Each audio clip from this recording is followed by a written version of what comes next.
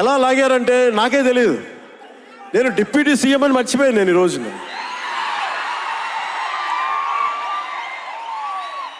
మీరు ఊహించుకోండి, ఒక డిప్యూటీ సీఎం ఇలా కత్తి పెట్టుకొని వస్తే ఎవరన్నా ఊరుకుంటారు చెప్పండి? సినిమాల్లో కాబట్టి చెల్లిపోయింది.